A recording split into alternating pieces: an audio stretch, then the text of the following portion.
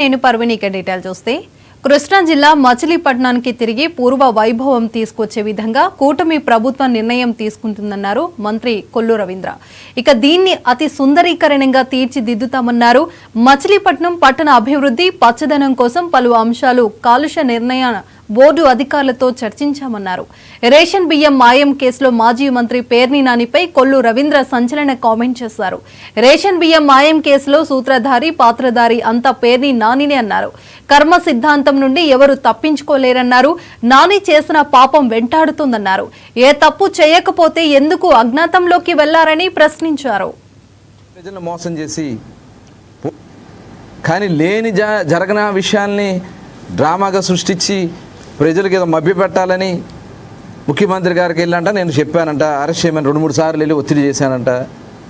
ముఖ్యమంత్రి గారేమో లేదు అని చెప్పి ఆయన నన్ను కేకలేశారంట. ఏంది ఇది? ఇంత నీచానికి దిగుతావు నువ్వు? దొంగతనం చేసావు, దొరికిపోయావు.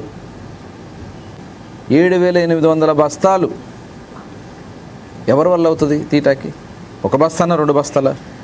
నీ అనుమతి లేకుండా నీ గోడౌన్లో నుంచి బియ్యం వెళ్ళిపోతే నాకు సంబంధం లేదని చెప్పి తప్పించుకు తిరగడానికి ప్రయత్నం చేస్తే డబ్బులు కట్టేస్తే ఆ పాపం నేరం సమిసిపోద్దని మీరు అనుకుంటా ఉన్నారు.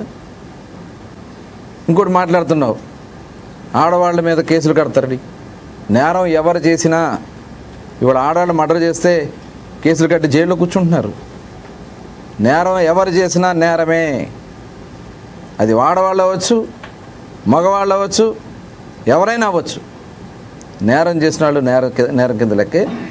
దీంట్లో నీ ఇన్వాల్వ్మెంట్ ఉంది కాబట్టి నువ్వే నేరగాడివి. అది గుర్తుపెట్టుకో పేర్ని నాని గారు.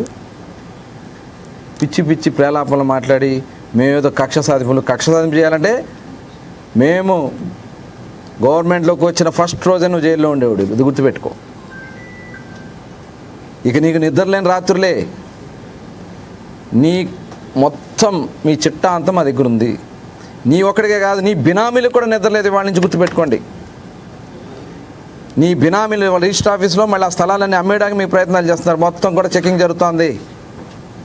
ఎవరెవరు వచ్చి బినామీ ఆస్తులు అమ్ముతా ఉన్నారో రిజిస్టర్ ఆఫీస్లో మొత్తం రిజిస్టర్ చేస్తున్నాం. త్వరలోనే ఈడీ ఎంక్వైరీకి కూడా మీ మీద ఈడీ ఎంక్వైరీ కూడా మేము పెట్టించడం కూడా జరుగుతుంది. దొంగతనంగా దోచుకుని అక్రమంగా ప్రజలను మోసం చేసి పోర్ట్ ఏరియాలో అసైన్డ్ భూముల్ని బలవంతంగా వైట్ 100 రూపీ పేపర్ మీద రాయి చేసుకునే వాళ్ళతో